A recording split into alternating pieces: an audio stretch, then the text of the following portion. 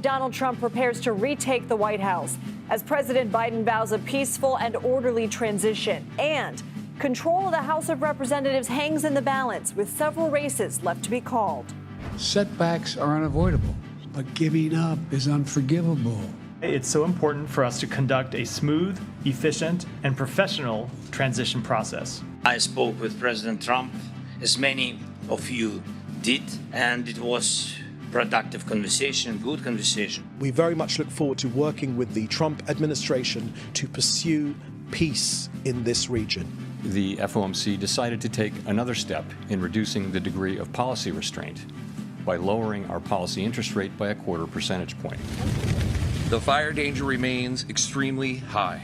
This is still a very active fire and very unpredictable. The people across the street from us lost their house. They just moved in 2 weeks ago.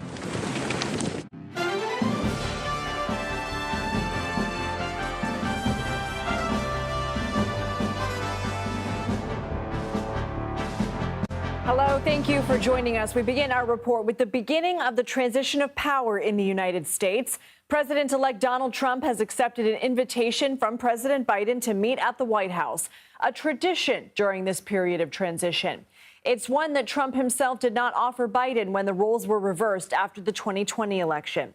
Trump's transition team is being led by two billionaires, Howard Lutnick, the CEO of the finance firm Cantor Fitzgerald, and Linda McMahon, who served as the head of the Small Business Administration during Trump's first term in office. Trump has also named his campaign manager, Susie Wiles, to serve as his White House chief of staff, which would make her the first woman to hold the position. President Biden told the nation Thursday that there would be a peaceful transfer of power while trying to assure any Americans disappointed in the election results. I also hope we can lay to rest the question about the integrity of the American electoral system. It is honest, it is fair, and it is transparent. And it can be trusted, win or lose. I also hope we can restore the respect for all our election workers who busted their necks and took risks at the outset. The final makeup of Congress is still up in the air, but CBS News characterizes the House as leaning Republican, which would make them the majority in both chambers for the first time since 2019. Democrats are now left working to understand where their campaigns went wrong. And I'm afraid that too many Democrats looked like we were sort of poo-pooing their concerns. Oh, but, CHIPS and Science Bill. Oh, but IRA. Oh, but bipartisan infrastructure law. And I think Donald Trump captured the irritation and the frustration much more with his just generally uproarious and outrageous behavior. CBS News Chief Washington correspondent Major Garrett joins me now. Major, House Democrats said on their conference call that wasn't the time to do a postmortem on the election. If not now, when? What questions should they be asking themselves? It's great to be with you. It's not as illogical as it sounds. I've been covering national elections since 1990, and I've watched parties make snap judgments in the aftermath of an election and usually get things wrong. Why? Because you're exhausted, you're emotionally overwrought, and you're too willing to blame yourself and not look at the underlying data. What was the messaging you had? What did the voters say in reaction to that? That does take some time. And quite honestly, House Democrats need to focus on a lame duck session coming in November and December, and helping the Biden White House in whatever way it can legislatively deal with some of the priorities left for the Biden White House. So those issues are clear and convincing and more prominent than a postmortem. But the questions they have to ask themselves is, why did you hemorrhage so much support in so many different parts of America across all demographic groups? That is the biggest takeaway. Former President Trump gained almost everywhere. 9 out of 10 counties in America went more in his direction than they did in 2020. That is not a full-blown rejection of the Biden-Harris administration and Democratic policies, but it is a striking signal that whatever they were saying, that is to say Democrats, they missed by a wide margin. 9 out of 10 counties, incredible. President Biden also used some of his 6-minute Rose Garden address to talk about his own record. Let's listen to some. Much of the work we've done is already being felt by the American people, but the vast majority of it will not be felt over the next 10 years. We're leaving behind the strongest economy in the world. I know people are still hurting, but things are changing rapidly. We know the numbers we see, a strong labor market and the inflation rate dropping, isn't necessarily what most Americans feel. How does that impact the Biden administration's economic legacy? Much of what the president said is true, and I'll make a prediction. When the Trump administration takes over and Republicans run the House and Senate, they're not going to undo spending in the infrastructure bill passed under the Biden administration. They're not even going to undo most of the so-called green energy spending, because a sizable percentage of that goes to states run by Republicans. And businesses there know that renewable energy is part of our mix of energy going forward, and those subsidies help make that transition smoother. So those are parts of the Biden legacy, not appreciated now when it mattered most, but probably will be appreciated down the road, even by Republicans. What should we make of Trump's pick for chief of staff and his transition team? I know you and I were both watching his victory speech on election night, the early morning hours after he tried to get Susie Wiles to come up to the podium. She didn't want to. She wanted to hang back. That kind of said a lot about sort of her role, her position, kind of pulling the strings from behind. That is the most important moment and the most important prism by which to view the relationship between President-elect Trump and Susie Wiles. She does not want attention. She wants to be effective, and she knows her effectiveness flows through now President-elect Trump in their very unique relationship, where she can tell him bad news, she can tell him he's made a mistake, and she can tell him things that he otherwise would prefer not to hear. But she does it in a quiet and helpful, meaning constructive criticism manner. But the most important thing is Susie Wiles does not want to be prominent. She only wants to be effective, and that played out over the entire 18 months of her role putting together a well-organized, low-drama, and competent presidential campaign. We know Trump accepted an invitation to the White House. What happens during that visit and during this transition period? What happens during the visit is a lot of small talk, much of it that doesn't go very far. But it is important, and this really is meaningful. You talked about in the open that President Trump did not extend the both professional and political courtesy of a smooth transition to the incoming Biden White House. That made things tougher on the Biden administration, much tougher than they otherwise would have been. The Biden administration is not following that pattern and is extending the incoming Trump administration access to all its understanding of federal government operations, where things are, and the Trump administration will have the benefit of at least a few months to evaluate where things are and where they want to take them. That's important for governance, for all Americans, and that it's being extended is noteworthy indeed. To be a fly on the wall during the small talk, though. Major Garrett, thank you. The final makeup of the 119th Congress is still being determined, but CBS News characterizes the House as lean Republican, which would mean the GOP would hold onto their majority. The GOP will also take control of the upper chamber, gaining the Senate majority for the first time in 4 years. A few races have yet to be called, but Republicans picked up at least 3 new seats: Montana, Ohio, and West Virginia. CBS News congressional correspondent Nicole Killian joins me now. Nicole, with longtime Senate Republican leader Mitch McConnell stepping aside from a leadership role, can you update us on sort of the jockeying happening in the Senate and what the next majority leader will be tasked with? Yeah, well, that jockeying has been happening for some time now, since Leader McConnell announced that he would step aside from leadership several months ago, although he did indicate that he will continue to serve out the rest of his term through 2026. But look, it will be a time of transition for Republicans here in the Senate, most notably because they will be moving into the majority next year. And so in terms of potential replacements for McConnell, we're looking at people like Senator John Cornyn, Senator John Thune, Florida Senator Rick Scott, who is also making play for this role. And look, you know, it's important to note that these races will be conducted, or the election will be conducted, by secret ballot. John Thune today saying that he thinks it's best that this should be a decision that's left up to the senators rather than to have former President Trump, now President-elect Trump, weighing in on this. What about in the House? You have new reporting on behind-the-scenes conversations with Speaker Mike Johnson and the National Republican Congressional Committee. Yeah, that's right. Well, this was a call that happened earlier today where they just kind of updated the state of play. As you mentioned, we're currently rating things a lean Republican in terms of Republicans poised to potentially retain the majority in the House. But that being said, this was a chance to update members on where things stand with over 200 seats called for Republicans. And the chair of the NRCC, Rich Hudson, telling lawmakers today that he feels pretty confident that they can cross that threshold of 218. Speaker Mike Johnson also telling members on the call today that he believes this election is now a mandate for House Republicans going forward. Nicole Killian, thank you. And later this hour, I'll speak with South Carolina Democratic Congressman James Clyburn about Donald Trump's return to the White House and what Democrats need to do to improve their standing with working class voters. The Federal Reserve has cut interest rates for the second time this year. The Fed on Thursday announced a 0.25 percentage point reduction 2 months after the 0.5 percentage point cut back in September. Earlier, Chair Jerome Powell was asked if the election could impact the central bank's decision making.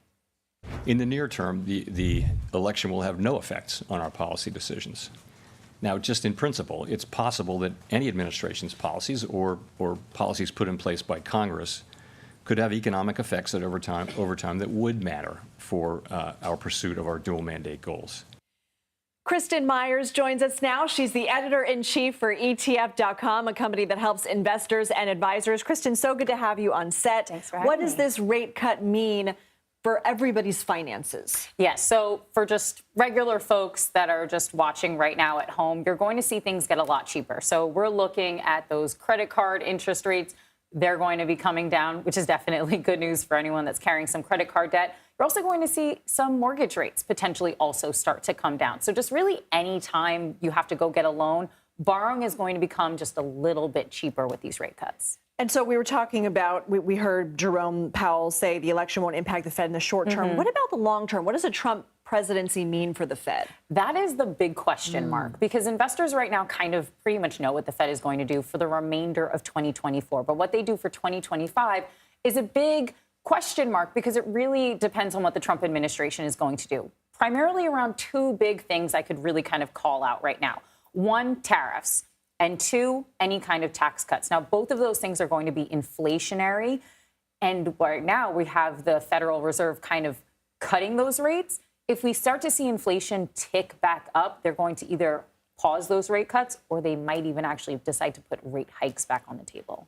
Powell said he wouldn't resign from the Fed if Trump asked him to. We know that Trump has voiced his displeasure with Jerome Powell. What is allowed, and what would happen if the White House and the Federal Reserve are at odds? Yeah, so they have been at odds. I mean, back in 2018, essentially then President Trump said, hey, I want to fire this guy. He's raising rates way too fast. He didn't like it at all, and he kind of threatened to fire him.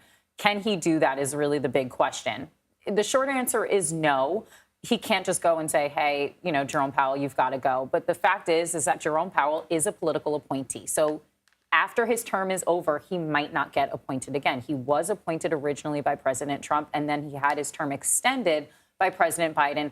That term, once it ends, he might not get another appointment. Two, can he be fired? Well, President Trump can try. It is definitely going to be a legal battle, because it's not clear in the law if he can just go and try to remove him. He's allowed to remove him for cause. What does for cause mean? Okay. I imagine that there will be a lot of different legal scholars on both sides of the aisle that are going to say, yes, he can do it. No, he can't. But he can't just show up and say, I'm going to fire you tomorrow. I got to be quick with you on this. Do we know whether, I know the year's almost over, are we going to see any more rate cuts in 2024? I know you said 2025 is still a question mark. Yeah, so in 2024, we have about 40 days till the next rate cut. 73% chance right now. Markets are pricing in another 0.25 percentage rate cut. So we are expected to see at least one more. Kristen Myers, thank you so much. Of course. We're awaiting the election results for some key local races in Arizona. We're going to check on the ballot counts so far and the races that still need to be called. Plus, what could Donald Trump's second presidency mean for the war in Ukraine? We have new reporting from our foreign correspondent, Imtiaz Tyab. You're watching The Daily Report.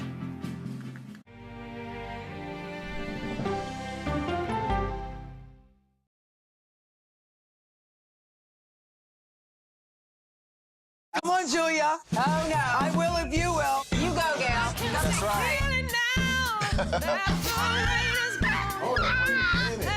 Let me see if you can find me.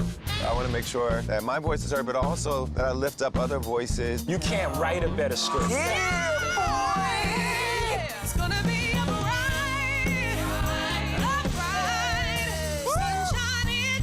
We'll see you 7 o'clock sharp.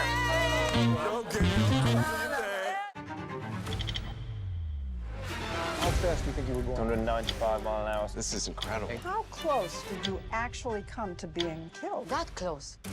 Is this brain surgery without a knife? It is. What risk do these children pose to Russia? I'm not sure the world is prepared for this change. Definitely not. Who's the best coach in college football today? Let me see a mirror. It's time for the CBS News original, 60 Minutes. Sundays on CBS and streaming on Paramount+. Go to the ends of the earth. Right now. We got something crazy. And reach for the stars. Here we are. Time. Yes, it's my comeback. Hey, this is pretty fun. But wait, there's more. Experience thought-provoking, I'm open to the idea of being a human being. innovative, and truly original reporting. Look through a telescope and go, wow. Because there's always something new under the sun on CBS Sunday morning. I'm a voracious consumer of information and constantly curious. I want to know the basic facts of every issue and to press into the heart of the matter. Information is the currency of democracy, and that's what we bring to the table every Sunday. When you need your sports news all the time, we've got breaking news to bring to you. CBS Sports HQ gives you a snapshot of all the sports that matter to you. Big news coming out of the NFL. A lot of movement in the rankings this week. With highlights. What a finish at the final round of play. And in-depth analysis. Can they three-peat? Tony Romo joins the conversation. What can you say about this game? When you need your sports in a snap, we're bringing you that breaking news right here on HQ. Find it on CBS Sports HQ. Streaming free anywhere you are. At this moment, terrorists could be plotting another attack. 9/11 triggered a counter-terrorist system that included a secret database. This person needs a closer look. A growing list of nearly 2 million people, including some Americans who say they're innocent. For 1 hour flight, I have to spend 6 hours to go and come back. CBS Reports explores the system, the people responsible for it, and those pushing for change. I'm not fighting against them. I'm fighting for them to do the right thing. The Watch List, now streaming on the free CBS News app. A CBS News investigation. People looking for love, finding their life savings gone. This could happen to anybody. And sometimes losing their lives. Anything for love. Now streaming on the free CBS News app. The Ukrainian capital of Kyiv is recovering after an hours-long attack Wednesday night. Ukrainian officials say falling debris damaged a hospital, homes, and office buildings. At least 2 injuries have been reported in the attack.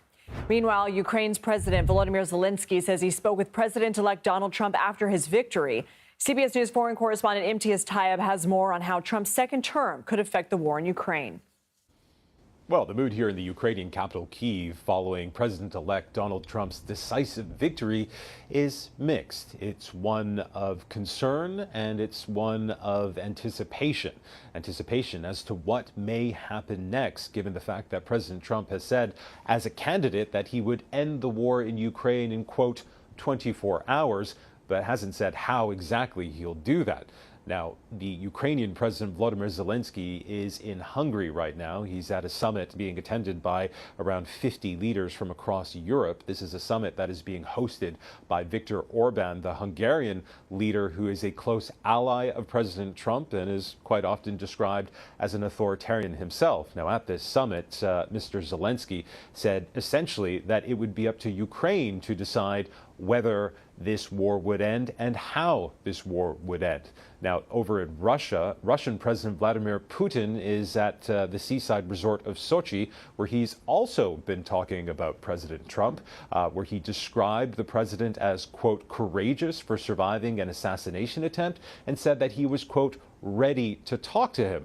Now, all of this comes again, as we've been saying, with President Trump promising to bring an end to the war in Ukraine. That, of course, has many people here in Ukraine concerned that what that would mean is them having to give up their territory. Whatever the case, with just 10 weeks to go until President-elect Trump takes over, the Biden administration is reportedly looking to push more than $9 billion in already approved security assistance to Ukraine, a move that's being called a preemptive, quote, Trump-proofing measure. Imtiaz Tayeb, CBS News, Kyiv.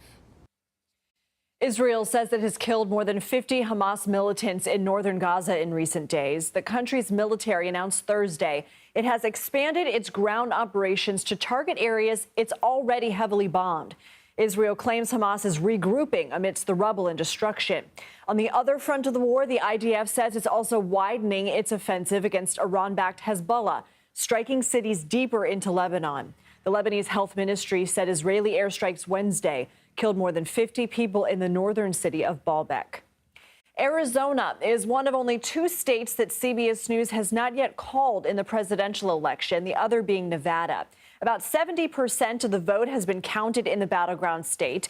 And while President-elect Donald Trump secured enough Electoral College votes to win the election without the Grand Canyon state, there are other key congressional races in Arizona awaiting final results. CBS News correspondent Chris Van Cleve joins me now from Phoenix. Chris, what's the status of the vote count? It's ongoing. Lindsay, Arizona has so many mail-in voters. Up to 90% of the state votes earlier by mail. And then there is a signature verification process on those ballots that takes time. In 15 Arizona counties, you had a 2-page ballot. Normally it's 1 page. That takes more time to process. So they've been very clear that they expected it to take up to 2 weeks to fully count all of the ballots in Arizona. That would include provisional ballots. There's a ballot curing process here, which basically means if you mailed in your ballot and there was an issue with the signature, you have 5 days after the election, 5 calendar days, to come in and fix that. We're seeing Carrie Lake, who's the Republican candidate for Senate, who at least currently is trailing her opponent, Ruben Gallego, by about 50,000 votes. She's been pushing very hard on the curing process to try to pick up some votes there. But there's about 500,000 uncounted mail-in ballots here in Maricopa County. That's the biggest county, but there are several other counties that are still reporting batches of votes. So, we expect that race will tighten some before the ballots are counted. Right now, we have it, CBS News is characterizing the Senate race here as leans Democrat, leans Representative Ruben Gallego. But that could certainly change. There's a lot of ballots out there, which is why you've seen CBS News not call the state, although Trump appears to have a comfortable lead here in that race. There's 2 House races that are also close that we're still watching. And Arizona voters also approved an abortion ballot measure. How does that impact the state? Yeah, that one appears to be passing at about a close to 2/3 margin. So CBS News has predicted that will pass. That basically writes into the Arizona Constitution the right of an abortion, the right of reproductive rights up to viability, and limits what limitations that the legislature can put on abortion up to viability, and then after viability allows some safeguards for health of the mother and things like that. And in fact, we had some Republicans tell us they think that might, it being its own initiative on the ballot, may have actually helped them in their races because it allowed pro-choice Republicans to vote their conscience and then vote their party when it came to the candidates. So that's something that, scholars will have to, folks that study ballots and things and voting will have to look into. But certainly that was part of the theory for some of the Republicans who are so far benefiting in their races. From at least a narrow lead as these votes are being counted still. Chris Van Cleve, can always count on you and your crew to make me homesick of my hometown with those gorgeous live shots. Thank you so much. We found you a cactus. Wow, just one? Thanks.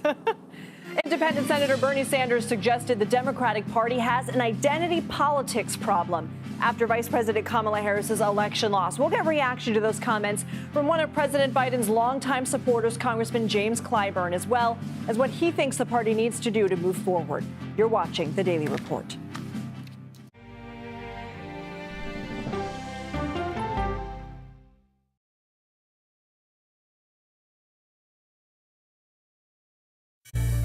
An original documentary from CBS reports. It was genocide, a deliberate effort by the United States government to eliminate the food source that was relied upon by Native American tribes. American bison were slaughtered and Native Americans displaced. And that's how tribes were subjugated to reservations and our lands were taken. But now, through conservation efforts at Yellowstone, Buffalo provided everything that we needed. Now they need help. a herd grows We need to step up and help them. and a culture is reborn. When the buffalo return and come back, that's when our tribe will begin to heal. Yellowstone Bison Revival, now streaming on the free CBS News app. Oh, wow. Look at this. Let 60 Minutes take you on a private tour of the National Archives. So there may be treasures like this buried in boxes. Historical secrets from America's past. So this is original from 1778?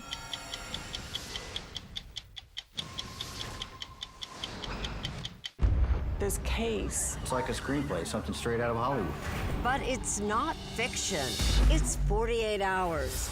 Human remains found this week. 4 families shattered. There's no physical evidence. The mystery would haunt investigators for years. There's some questions that have to be asked and need to be answered.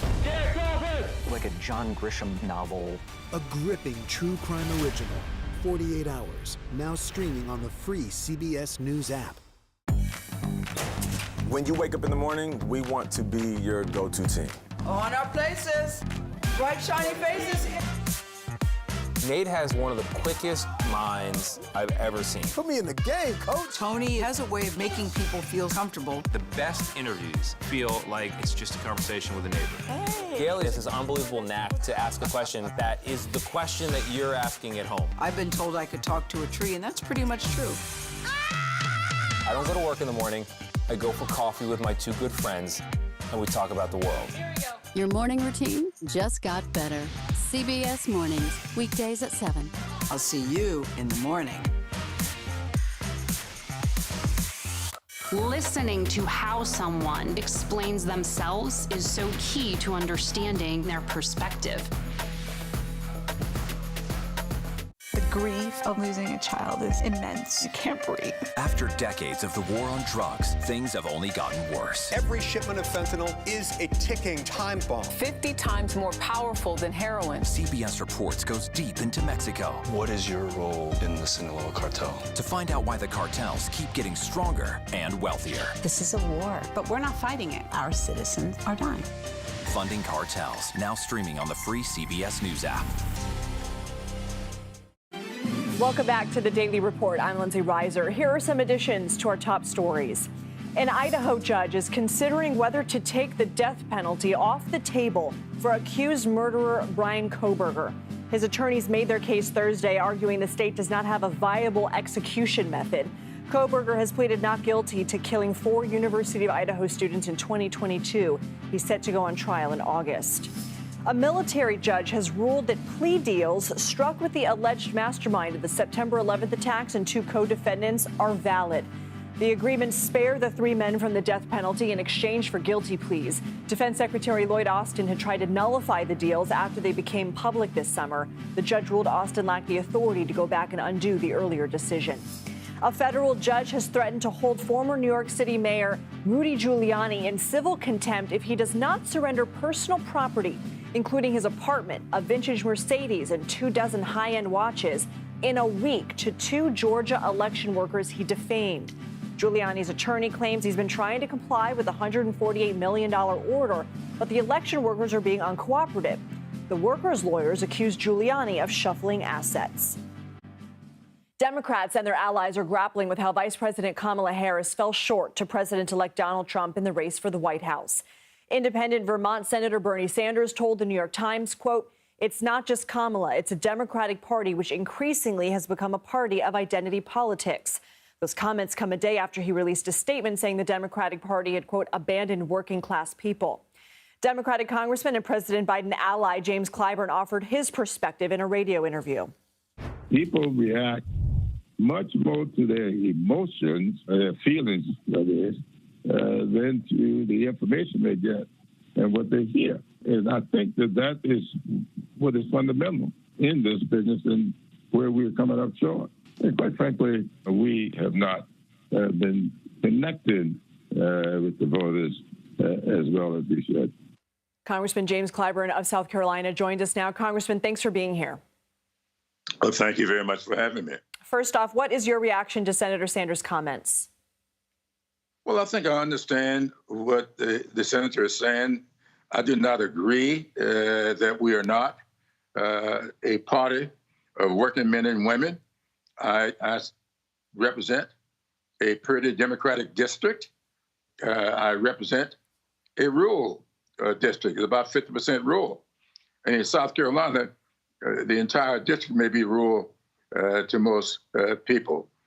But I do believe we have some problems in rural communities that we are not communicating with, in that their emotions run a little different than emotions in urban areas. And therefore, we have had some problems. And I think it shows up, not just in the South, but in the Midwest as well. And even some of those rural areas in the Northeast, we've been having some problems connected. So I just think that as we take an assessment of all of this, we ought to just chill out for a while, get in touch with each other. Don't worry about blaming anybody. You know what they say, success has 1,000 parents. Failure is an orphan. And so when you're really successful, everybody claims credit. When you come up short, everybody seems to scatter and assign blame. I think that all of us will be taking stock of exactly where we are as a party, what happened in this election, and then go from there. I don't want this election to define how we go about treating candidates of color or candidates who may be women. I think we all just take stock of who and what we are and not get caught up in pointing fingers and assigning blame. Congressman, how do Democrats try and connect with the emotions that you're talking about of people in rural areas? Do you believe it's solely a problem with people in rural areas and not urban areas? And also, was it a mistake for Biden to drop out, or should he have done so sooner? I think Joe Biden did exactly what he should have done. That is, make an assessment. He had a great record. That record will stand. I study this stuff pretty religiously. And I often joke with Joe Biden that his entire career in politics sort of mirrors Harry Truman's. Harry Truman left the presidency pretty unpopular with a lot of people. But as historians look back on his service, on his record, he has been steadily moving up, and now considered to be in the top 10 of the 40 some odd presidents that we have had. So same thing's going to happen with Joe Biden. He's had one of the most successful presidencies any Democrat has ever had. You got to go all the way back to Lyndon Johnson to find anything to compare to it. And then you go back further, and it'll be Harry Truman. But Congressman, all due respect, a lot of people are saying that this was a referendum on Joe Biden. It looks like Democrats not only are losing the White House and the Senate, but possibly the House as well. A lot of people are also saying this is a referendum on whether or not Democrats ought to nominate a woman. Now, that's what we have to be very careful about. And so people have their feelings about this. I believe we would do well just to take stock, take our times, and not react to what people are saying. I don't believe that Joe Biden has been anything but successful as a president, and the record is clear. And that's what I meant when I said people react to their feelings, and sometimes what the record is of little consequence. He has a great record, but a lot of people didn't feel it. The economy was great, but a lot of people were feeling differently. Were they feeling that way because of reality, or were they feeling that way because of disinformation or misinformation? Congressman James Clyburn, we appreciate your time. Thank you. Thank you very much for having me. When Donald Trump takes office next year, he will be the first convicted felon to serve as president. Trump was found guilty of 34 felony counts in New York related to hush money payments to an adult film star to silence her about an alleged affair before the 2016 race. He's also facing criminal charges related to alleged efforts to overturn his 2020 election loss there. That case has been delayed. Special counsel Jack Smith, who Trump has promised to fire once he takes office, is also overseeing two cases, one related to January 6th and election interference, the second over Trump's handling of classified documents. The latter has been dismissed, but Smith is appealing. CBS News legal contributor Rebecca Boyfie joins us now. Rebecca, thanks for being here. It's good to see you.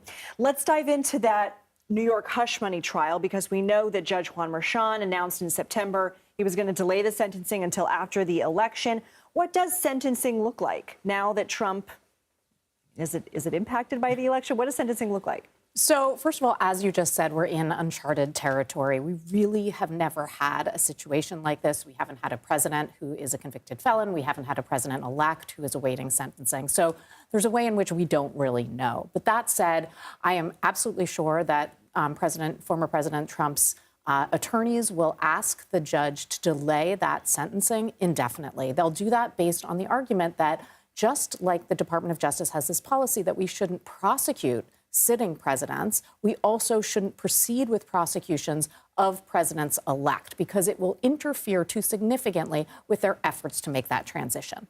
What about the Georgia election fraud trial? I was talking to Tom Dupree last night. He said he doesn't think that case is going to go anywhere. We know it's delayed right now, but why is he feeling that way? Do you feel the same?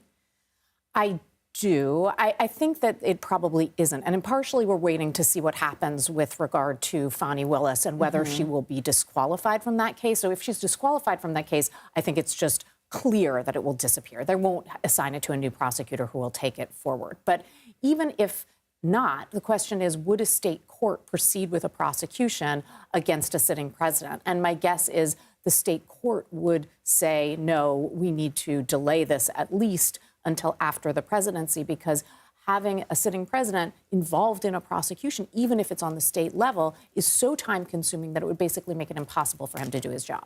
I want to ask you about the civil trial involving Trump, because we know he was ordered to pay more than $450 million in penalties. He was found liable for business fraud in New York. Is he still on the hook for those payments?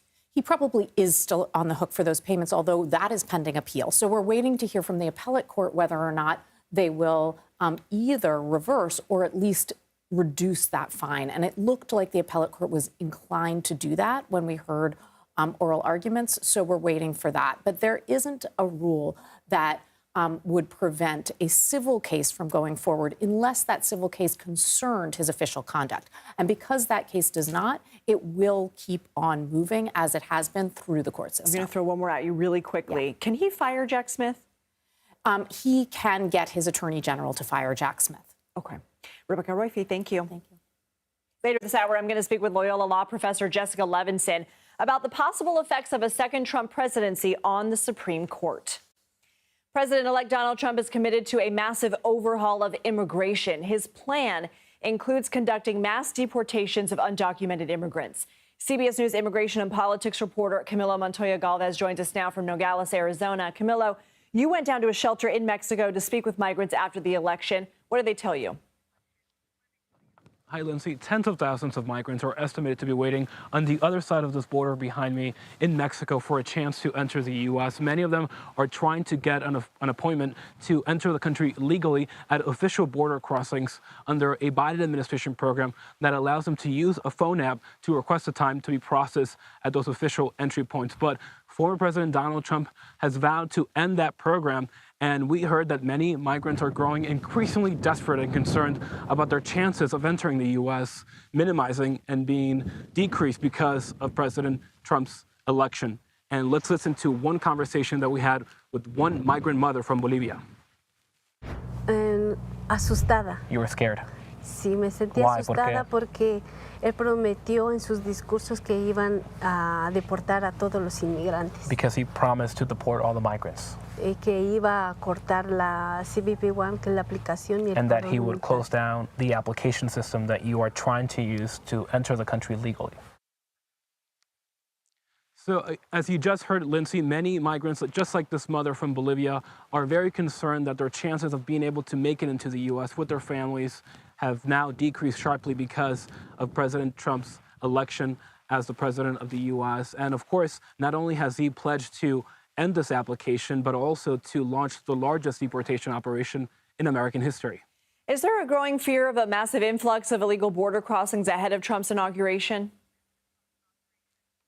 There is, and it is based on the concerns of migrants in Mexico. Officials here in the U.S. tell me, at the Department of Homeland Security at least, that they are concerned that many of these desperate migrants are now trying to enter the country illegally, not using this application system, because they are concerned that that application system is going to go away at some point in the next 2 months after President-elect Trump takes office in January of next year. And so that is a concern that many people are going to start crossing the desert here in Arizona or the Rio Grande in Texas illegally instead of trying to wait for an appointment in Mexico to enter the country legally. That is a real concern. But so far, we have not seen a significant uptick materialize. But obviously, if that does happen, we'll keep you posted here at CBS News. Camila Montoya Galvez, thank you. A wildfire has burned nearly 20,000 acres of land in Southern California over the last 2 days. Dozens of homes have been destroyed and more than 10,000 people were forced to evacuate. Fierce winds throughout Ventura County have caused the flames to spread more quickly than usual. As of Thursday evening, the mountain fire is at 0% containment. No cause is known at this time. President-elect Donald Trump's win will be felt in every branch of government. Up next, we'll dive into how the Supreme Court could be affected and why any changes made during Trump's term will likely be felt long after he leaves office. You're watching The Daily Report.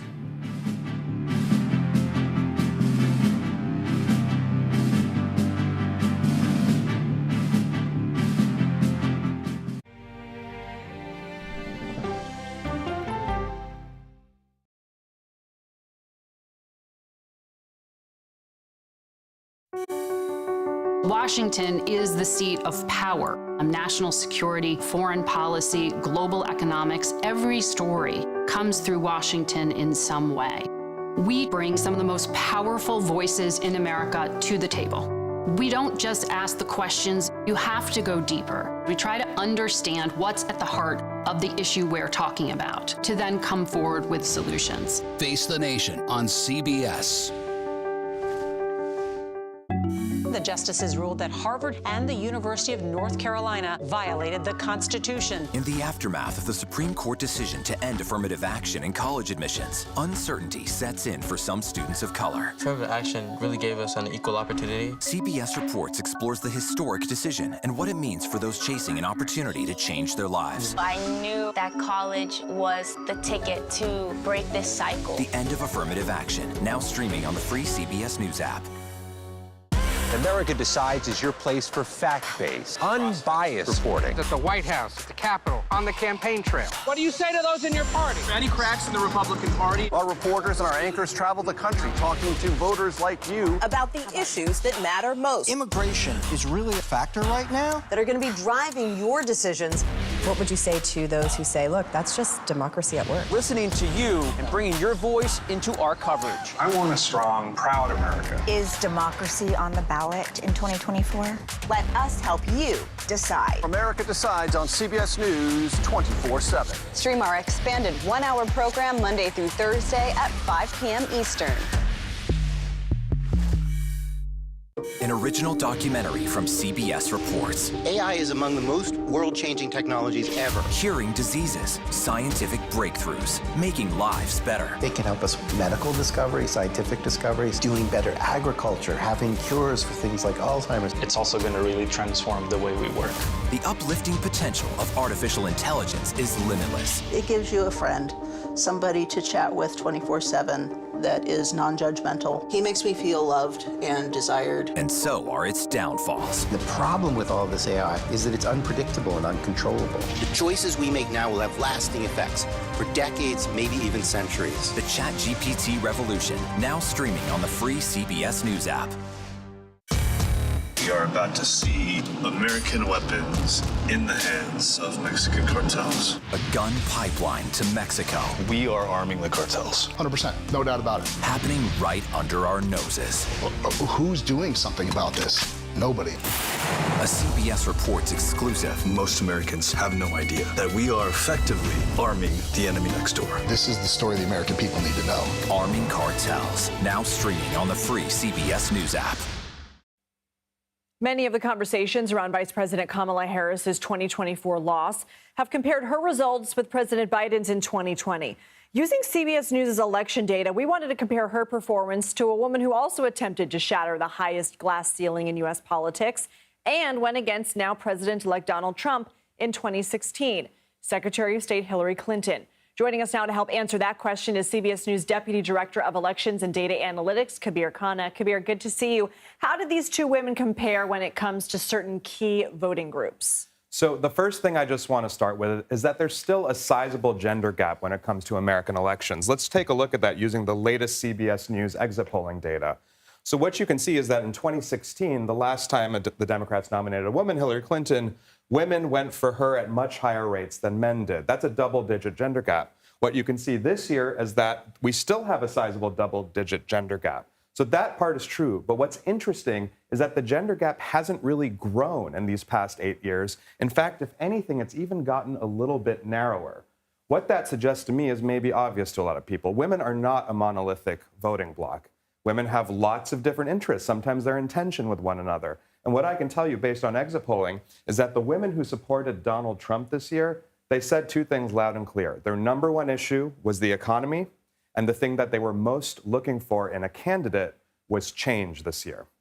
There's one other demographic shift that I think is interesting, and I want to point it out. Let's look at Latino voters. So again, as we saw when Hillary Clinton ran in 2016, Latinos did break for the Democrats in terms of their overall vote choice, but that gap was much, much narrower this year. In fact, Latino men actually voted Republican in the exit poll.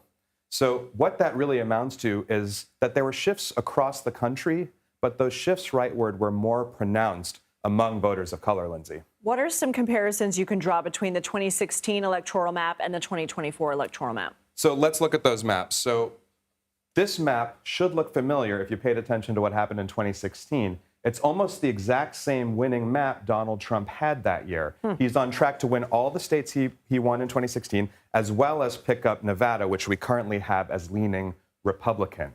The shifts in support I just described, when you combine that with turnout shifts around the country, produced an interesting pattern. There was certainly a slight shift to the right across the country, but that was even bigger in less competitive states. It means places like New Jersey, New York, California actually shifted to the right while Democrats still held them. Of course, the battleground states all shifted just enough for Donald Trump to be on track to sweep all 7. Kabir Khanna, thank you so much. We appreciate your expertise.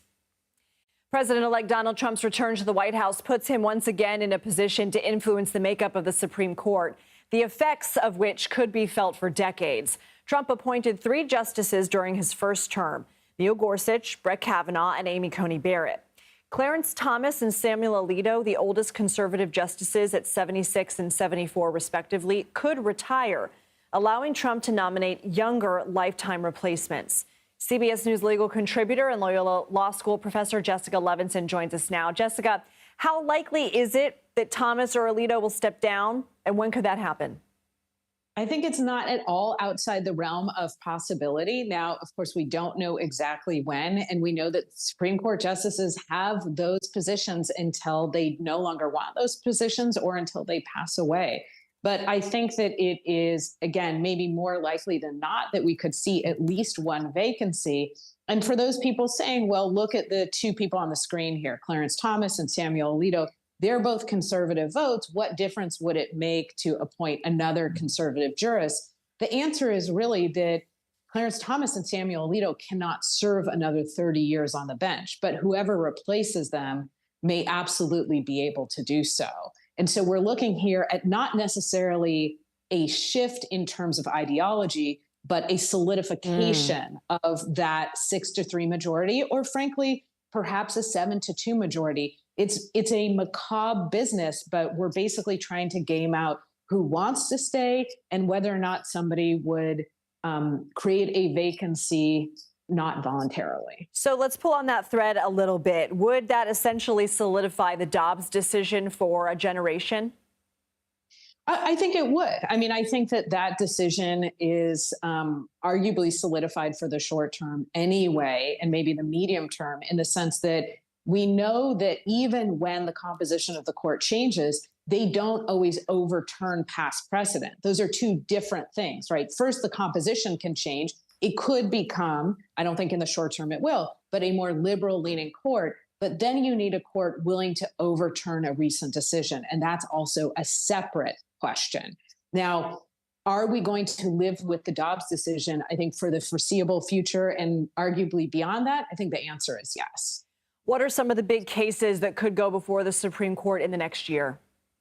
So we're looking at cases dealing with Second Amendment rights. We're dealing transgender rights, the power of the administrative state.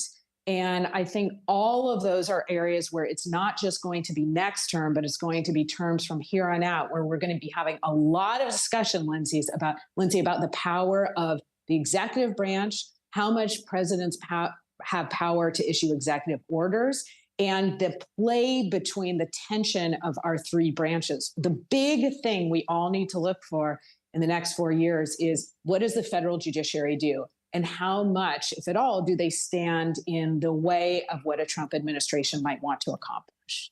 In the minute or so that I have left with you, who could you potentially foresee Trump choosing to appoint?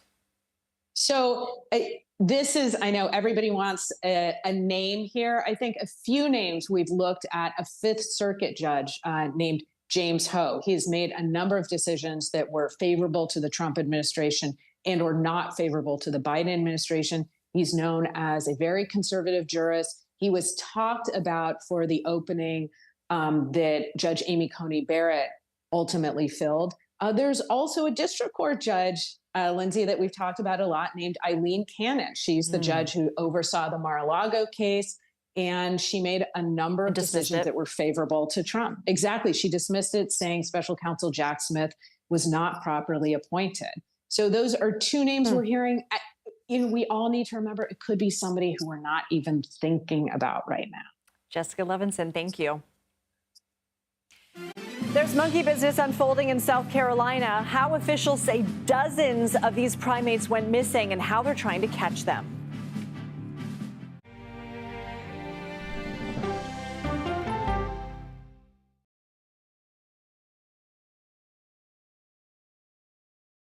Go to the ends of the earth. Right now. We got something crazy. And reach for the stars. Here we are. Time. Yes, it's my comeback. Hey, this is pretty fun. But wait, there's more. Experience thought-provoking, Welcome to the idea of being a human being. innovative, and truly original reporting. Look through a telescope and go, wow. Because there's always something new under the sun on CBS Sunday morning. At this moment, terrorists could be plotting another attack. 9/11 triggered a counter-terrorist system that included a secret database. This person needs a closer look. A growing list of nearly 2 million people, including some Americans who say they're innocent. For 1 hour flight, I have to spend 6 hours to go and come back. CBS Reports explores the system, the people responsible for it, and those pushing for change. I'm not fighting against them. I'm fighting for them to do the right thing. The Watch List, now streaming on the free CBS News app. Don't miss true crime anytime you want, anywhere you go, with the 48 Hours podcast. Real crimes, real lives, real justice. There's some questions that have to be asked and need to be answered. Listen to 48 Hours on Apple Podcasts. An original documentary from CBS Reports. Imagine yourself in Manhattan with no police, no army, no mayor. The people of Haiti stare down poverty, corruption, natural disasters, and violence. 90% of the guns that are used by gangs in Haiti are American guns. But with an unbreakable spirit and eternal optimism. There are days where I cry, but we can't be discouraged. We still believe in Haiti. They're still able to look ahead with hope. Haiti is on the brink of transformation, a radical shift. Haitians are coming together and saying things must change. Fighting for Haiti, now streaming on the free CBS News app. Hey there, welcome to The Uplift. I thought she was a groom, and I stepped back and I went, oh, you're the queen. She's going to be with me every instant that I'm alive. I just wanted to see if you'd go to Disneyland with me today. I look over at him and he's smiling. I'm going to remember that the rest of my life. They told us when he was going to be born, he was only going to live for 30 minutes. It's really a miracle that he's with us today. The Uplift. Stream now on the free CBS News app. When you wake up in the morning, we want to be your go-to team. On our places, bright, shiny faces. I don't go to work in the morning. I go for coffee with my two good friends, and we talk about the world. Your morning routine just got better. CBS Mornings. A CBS News investigation. People looking for love, finding their life savings gone. This could happen to anybody. And sometimes losing their lives. Anything for love. Now streaming on the free CBS News app. An American company has won a nearly $1.3 million prize from Prince William's climate initiative. Colorado-based Advanced Thermovoltaic Systems was one of 5 winners. The company developed a solution that converts large industrial waste heat into electricity. The technology is expected to save 3.5 million tons of carbon dioxide by 2030 and a gigaton by 2050.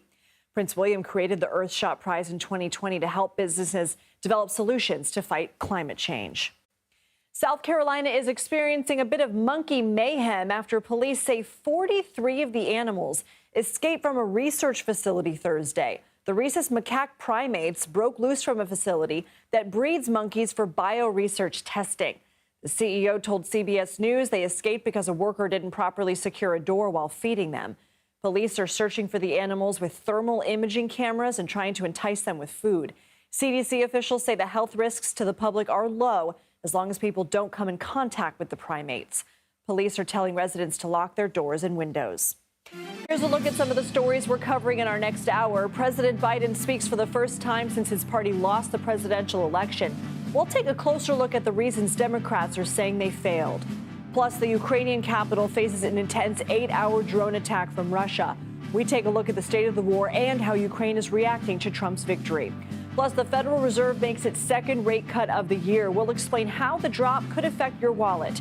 You're streaming CBS News.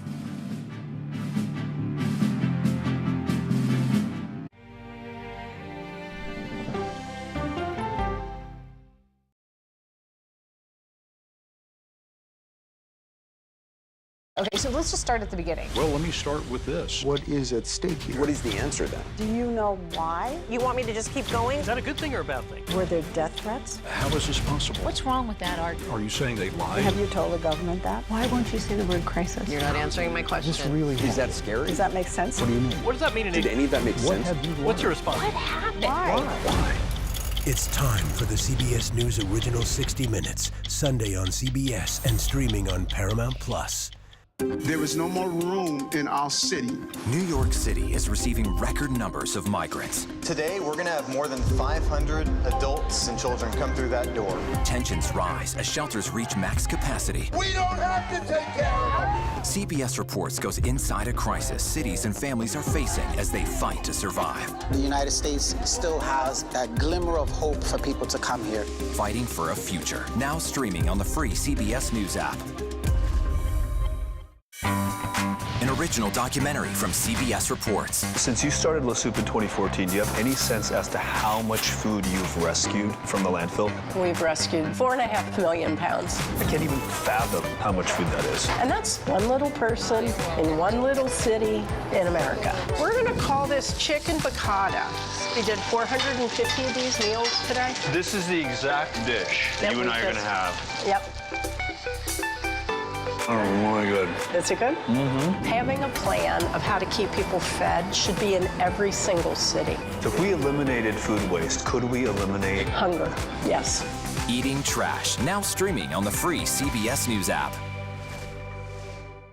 America Decides is your place for fact-based, unbiased reporting. At the White House, at the Capitol, on the campaign trail. What do you say to those in your party? Any cracks in the Republican Party? Our reporters and our anchors travel the country talking to voters like you about the issues that matter most. Immigration is really a factor right now that are going to be driving your decisions. What would you say to those who say, look, that's just democracy at work? Listening to you and bringing your voice into our coverage. I want a strong, proud America. Is democracy on the ballot in 2024?